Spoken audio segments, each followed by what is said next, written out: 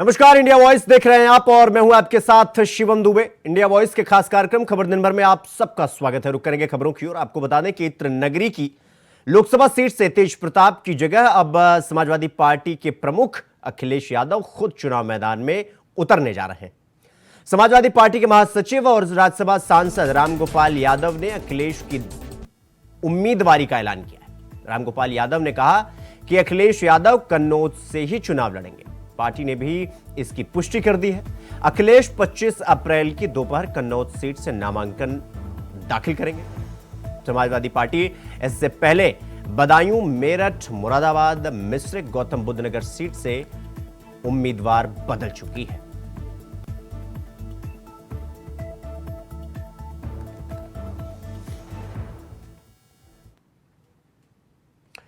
तो प्रधानमंत्री नरेंद्र मोदी ने छत्तीसगढ़ के अंबिकापुर में चुनावी सभा को संबोधित किया। इस दौरान प्रधानमंत्री मोदी ने कहा कि जब मैं विकसित भारत कहता हूं तो कांग्रेस वालों का और दुनिया की कुछ ताकतों का माथा गर्म हो जाता है। अगर भारत शक्तिशाली हो गया तो कुछ ताकतों का खेल ही बिगड़ जाएगा। भारत आत्मनिर्भर बन गया तो कुछ ताकतों की दुकान बंद हो जाएगी। इसलिए वो भारत में कांग्रेस और इंडी गठबंधन की कमजोर सरकार चाहते हैं। कांग्रेस का इतिहास सत्ता के लालच में देश को तबाह करने का रहा है।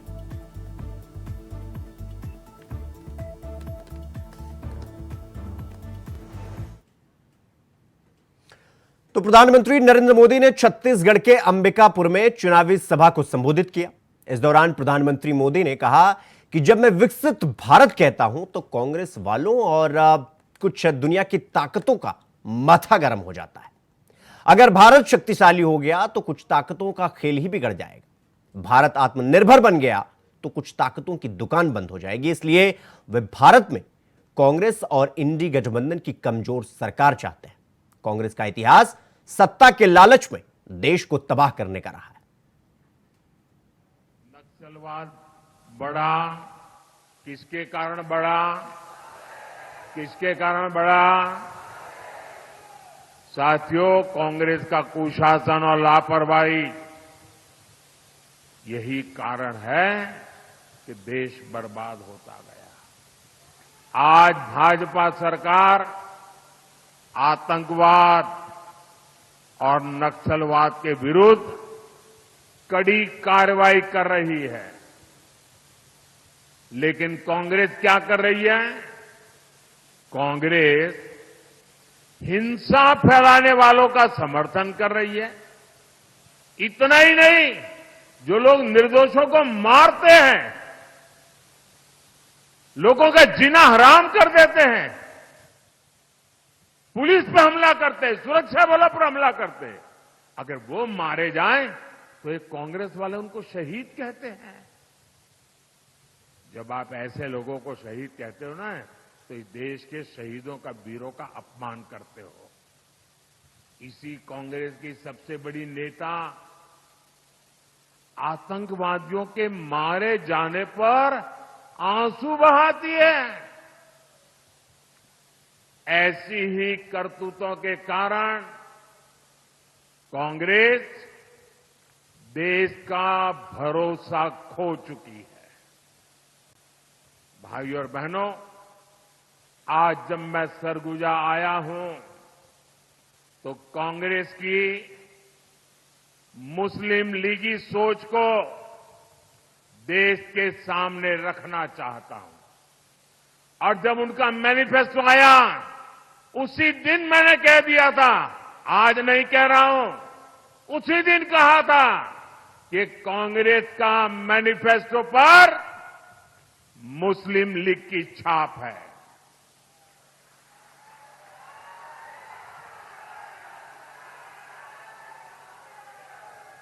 साथियों, जब संविधान बन रहा था, काफी चर्चा विचारणा के बाद देश के सभी बुद्धिमान लोगों के चिंतन मनन के बाद बाबा साहब आंबेडकर के नेतृत्व में ये तय किया गया था कि भारत में धर्म के आधार पर आरक्षण नहीं होगा। आरक्षण होगा तो मेरे दलित भाई बहनों के लिए होगा, मेरे आदिवासी भाई बहनों के लिए होगा, लेकिन धर्म के नाम पर आरक्षण नहीं होगा। लेकिन वोट बैंक की भूखी कांग्रेस ने कभी इन महापुरुषों की बातों की परवाह नहीं की, संविधान की पवित्रता की परवाह नहीं की, बाबा साहब आंबेडकर के शब्दों की परवाह नहीं की। कांग्रेस ने बरसों पहले आंध्र प्रदेश में धर्म के आधार पर आरक्षण देने का प्रयास किया था। फिर कांग्रेस ने इसको पूरे देश में लागू करने की योजना बनाई।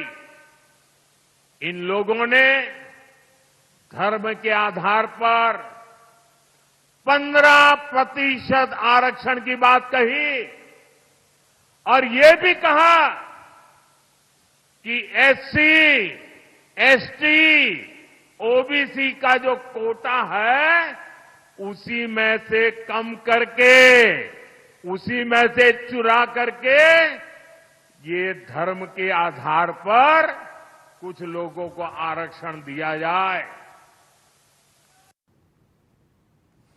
तो वहीं कांग्रेस के सीनियर नेता सैम पित्रोदा के बयान पर विवाद खड़ा हो गया है और इसे भाजपा ने दोनों हाथों से लपक लिया है। सैम पित्रोदा ने अमेरिका का हवाला देते हुए कहा था कि वहां पर विरासत टैक्स है और किसी के मरने पर, यानी किसी के भी मरने पर 55% दौलत सरकार की हो जाती है, उसके परिजनों और बच्चों को 45% संपत्ति ही मिलती है। यह अच्छा नियम है और भारत में भी इस पर बहस की जरूरत है।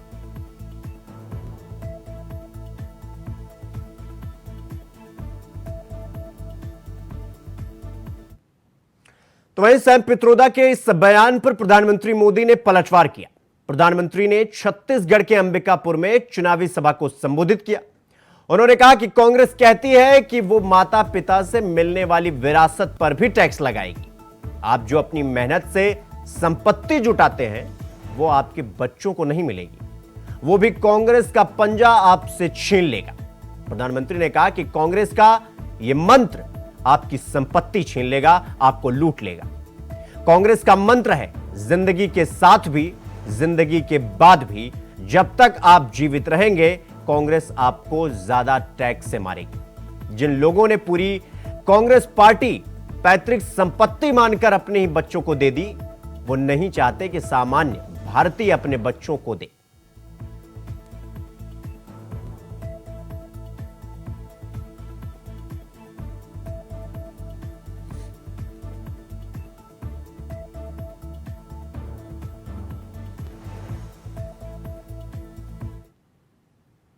वहीं सैम पित्रोदा के बयान पर सियासत छिड़ गई है। बीजेपी जहां इसे कांग्रेस का असली चेहरा बता रही है, तो वहीं दूसरी तरफ कांग्रेस इसे सैम पित्रोदा का निजी बयान बताकर पल्ला झाड़ रही है।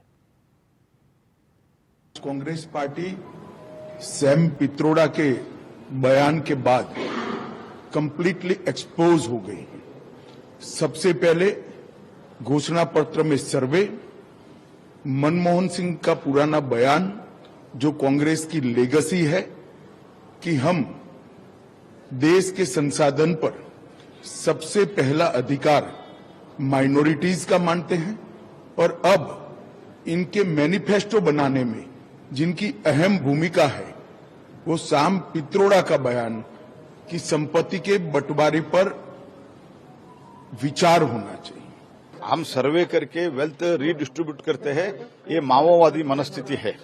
ये माओवादी मनस्थिति नहीं चलेगा। अगर आप एक पत्रकार है, अगर आप जीवन भर थोड़ा कुछ कमाई करके आप एक दूसरा घर कंस्ट्रक्ट करके आप अगर उसको भाड़े पे देते हैं, वो आपसे छीनेंगे और दूसरे को देंगे। ये आपको एक्सेप्ट है क्या? ये क्या बात कर रहे हैं कांग्रेस पार्टी? ये माओवादी मनस्थिति है। देखिए, कांग्रेस गरीब विरोधी पार्टी है, पिछड़ा विरोधी पार्टी है, दलित विरोधी पार्टी है, आदिवासी विरोधी पार्टी है, महिला विरोधी पार्टी है, गरीब विरोधी पार्टी है। और इस पार्टी का जो असली चरित्र है उसे माननीय प्रधानमंत्री श्री नरेंद्र मोदी जी ने उजागर कर दिया। इसके कारण से कांग्रेस बौखला गई है। पहले तो इनकी स्थिति 40 सांसद जीतने की भी नहीं बन रही थी, लेकिन अब 40 से भी नीचे आने का रास्ता उन्होंने अपने आप बनाने का काम किया है। एम पित्रोदा का जो बयान है वास्तव में ये कांग्रेस पार्टी की जो अंदरूनी रणनीति है उसका हिस्सा है। मुझे लगता है ऐसे समय में बयान आया है जब देश में इस बात की चर्चा चल रही है कि कांग्रेस पार्टी लोगों की गहनों की, संपत्ति की जांच कराकर उस पर कब्जा करेगी, उसको डिस्ट्रीब्यूट करेगी और ऐसे लोगों को डिस्ट्रीब्यूट करेगी जिन लोगों ने हमेशा हिंदुस्तान को तबाह करने का काम किया है। सैम पित्रोदा का ये बयान बेनकाब कर देता है भारतीय जनता पार्टी के झूठ को, प्रोपगंडा को जो उन्होंने बोला है। सैम पित्रोदा ने साफ कर दिया कि न मैंने ये भारत के संदर्भ में बोला है, न इसका कुछ लेना देना भारतीय राष्ट्रीय कांग्रेस से है और उनके बयान को सही संदर्भ में नहीं प्रस्तुत किया गया है बल्कि तोड़ मरोड़ कर प्रस्तुत किया गया है, ये सैम पित्रोदा ने कहा है। कांग्रेस नेता प्रियंका गांधी ने मीडिया से बातचीत करते हुए प्रधानमंत्री मोदी पर जमकर हमला बोला। प्रियंका ने कहा कि ये उनकी पुरानी आदत है, हम शुरू से आज तक विजन की बात करते आए।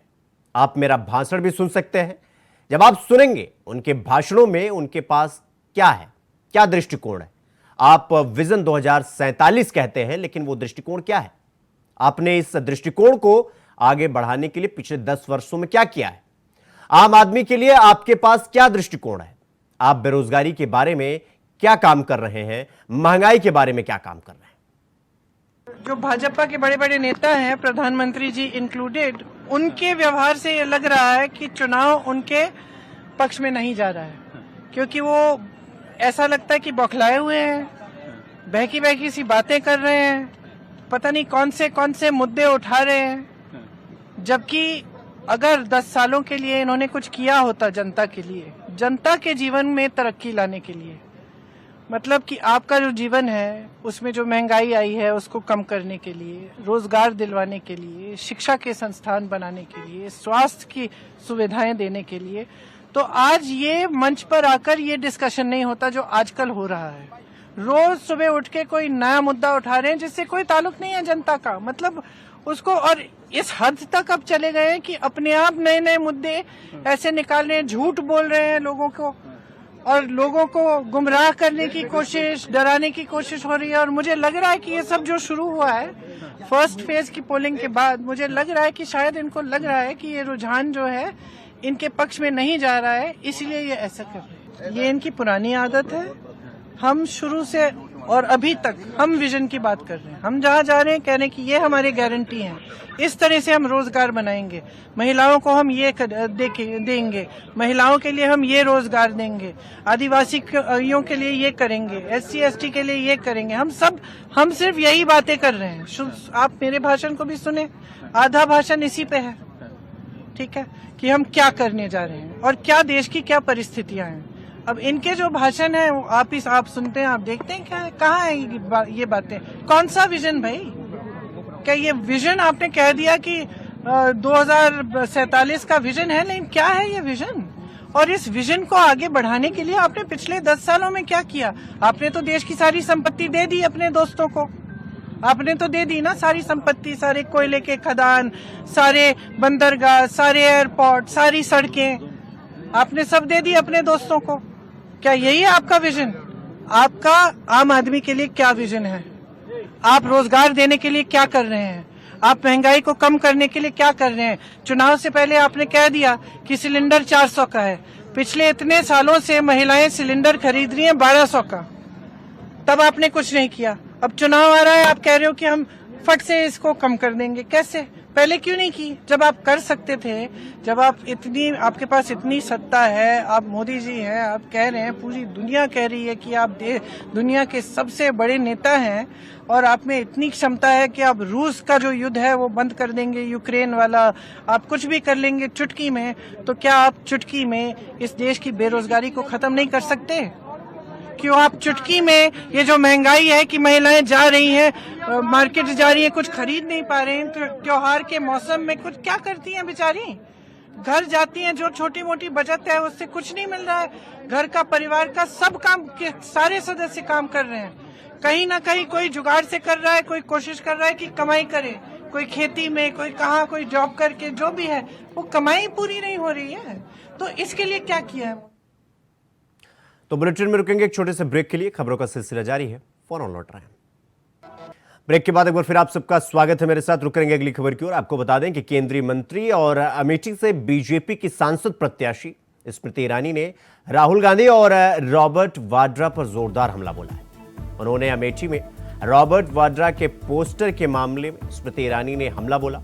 उन्होंने कहा कि पहले कांग्रेस के कार्यकर्ता साले साहब की मांग कर रहे थे, अब जीजा जी की मांग कर रहे हैं। जीजा हो या साला, अमेठी में हर वोटर है मोदी का मत वाला। भैया भूल जाओ, जीजा जी आएंगे और जीजा जी की नजर जगदीशपुर पर है। कह दे रहे हैं, जीजा जी आएंगे तो बाग का कागज छिपा लेना, और जीजा जी आएंगे तो घर के कागज भी छुपा लेना। यह सत्य है। अगर नरेंद्र मोदी ना होते तो जगदीशपुर में आज ट्रामा सेंटर ना होता। नरेंद्र मोदी ना होते तो आज अयोध्या का ये नजारा ना होता।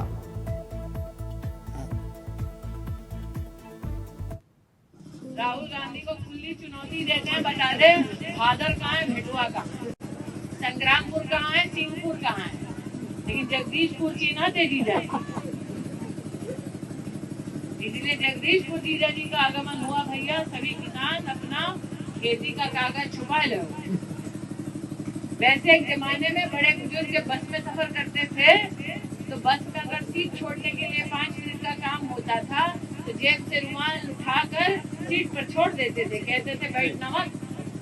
जब से जीजा जी की नजर पड़ी है अमेठी पे, तब से राहुल जी ने भी तय किया है कि वो आएंगे रुमाल छोड़ दें। अब जीजा हो या साला, उनसे कह दें अमेठी में हर वोटर है मोदी का मतवाला।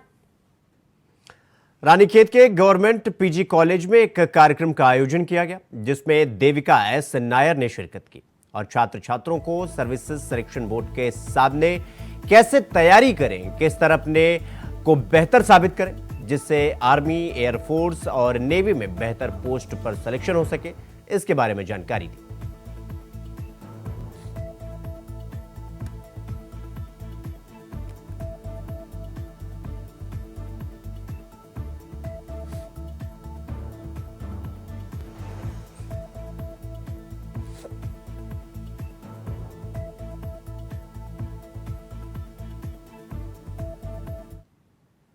रिस्पॉन्स था, बहुत लोग थे जिनको एक्चुअल में ज्वाइन करना था और उनको बस थोड़ी गाइडेंस की ज़रूरत थी और उनको बताना था कि किस तरीके से आप जा सकते हैं। और मैं ये सोचती हूँ कि उनको समझ आया है और बहुत इंटरेस्टेड थे और वो जाके आगे बढ़कर आर्मी, नेवी, एयरफोर्स तीनों के लिए अपने फुल एफर्ट्स डालेंगे और जल्द ही ज्वाइन करने की पूरी कोशिश में लग जाएंगे। और कॉलेज ने पूरा अपना सहयोग दिया।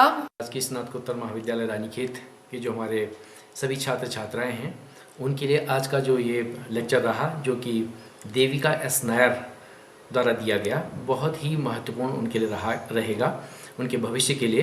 क्योंकि रानीखेत एक भौगोलिक क्षेत्र है, पर्वतीय प्रदेश में स्थित हमारा कॉलेज है और यहाँ पर हमें हमेशा इस बात की तलाश रहती है कि हमारे पास कुछ ऐसे लोग आएँ जिनका इसमें अनुभव है, जो हमारे बच्चों को मोटिवेट कर सकें, उनको आगे बढ़ा सकें, जिसमें उन्होंने आर्मी में हम कैसे अपना कैरियर बना सकते हैं। भारत सरकार के द्वारा बहुत ज़्यादा इसमें फोकस भी किया जा रहा है। तो हम ये मानते हैं कि निश्चित रूप से आज यदि बच्चा अपना आर्मी में कैरियर बनाता है तो वो बहुत ही महत्वपूर्ण है। आर्मी के द्वारा बच्चों को एक नई दिशा दी जा रही है और ये एक महत्वपूर्ण लेक्चर होगा। और साथ ही साथ हम आर्मी में जाने के साथ साथ उसकी एसएसबी को कैसे क्वालिफाई करें, उसके लिए उन्होंने बहुत ही अच्छे ढंग से, बहुत ही सरल शब्दों में हमारे यहाँ के बच्चों को, जो कि दूर दराज से पर्वतीय प्रदेशों से आते हैं, उन बच्चों को जिनका उतना ज़्यादा एक्सपोजर नहीं हो पाता है, उनको सारी चीज़ें आज उन्होंने बहुत ही संक्षिप्त रूप से। और तो चुनावी माहौल चल रहा है, ऐसे में पार्टियां जी जान से चुनाव प्रचार प्रसार में लग गई हैं। इसी कड़ी में कुछ मजेदार तस्वीरें भी सामने आ रही हैं। ऐसे ही 2 तस्वीरें हम आपको दिखा रहे हैं।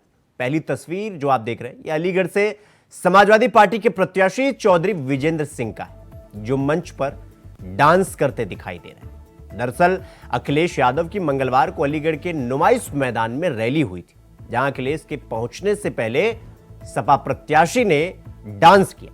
और ये जो दूसरी तस्वीर आप देख रहे हैं, ये असम के सीएम हेमंत बिस्वा शर्मा की है, जो एक जनसभा के दौरान मंच पर डांस करते हुए नजर आए।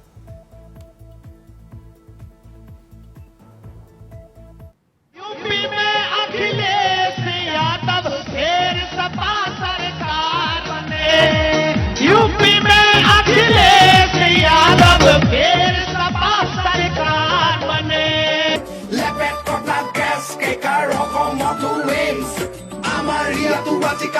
इंटरनेशनल गेम्स बीजेपी रे लक्ष्य खबर स्वास्थ्य सुरक्षा सबका साथ सबका विकास बीजेपी प्रतिज्ञा आकु एबार मोदी सरकार आकु एबार मोदी सरकार लुई तारु बड़ा कर दुयु पारु जली पहाड़े भोया में पदुमर। सुहेलदेव भारतीय समाज पार्टी के अध्यक्ष ओम प्रकाश राजभर के बाद मथुरा से बीजेपी की सांसद प्रत्याशी हेमा मालिनी का गेहूं काटने का वीडियो सामने आया था। और अब सपा के प्रवक्ता अनुराग भदौरिया का थ्रेसर से गेहूं की मड़ाई का वीडियो सामने आया, जो जमकर वायरल हो रहा है।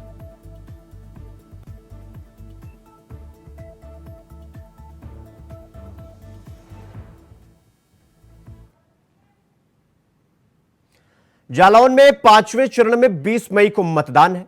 ऐसे में 26 अप्रैल से नामांकन प्रक्रिया शुरू हो जाएगी, जिसको देखते हुए जिला प्रशासन नामांकन प्रक्रिया की तैयारियों में जुट गया है। इसी कड़ी में जिला निर्वाचन अधिकारी राजेश कुमार पांडे और एसपी इराज राजा ने तैयारियों का जायजा लिया। जिला प्रशासन के द्वारा नामांकन स्थल पर तैयारियां की जा रही हैं। आपको बता दें कि 26 अप्रैल से नामांकन की प्रक्रिया शुरू होगी, जो 3 मई तक चलेगी। 6 मई को नाम वापसी के साथ सिंबल अलॉटमेंट होगा और 27 अप्रैल 28 अप्रैल को छुट्टी होने की वजह से नामांकन नहीं होगा। यानी ये 2 दिन 27 और 28 अप्रैल को छुट्टी यानी अवकाश होने के कारण नामांकन नहीं होगा।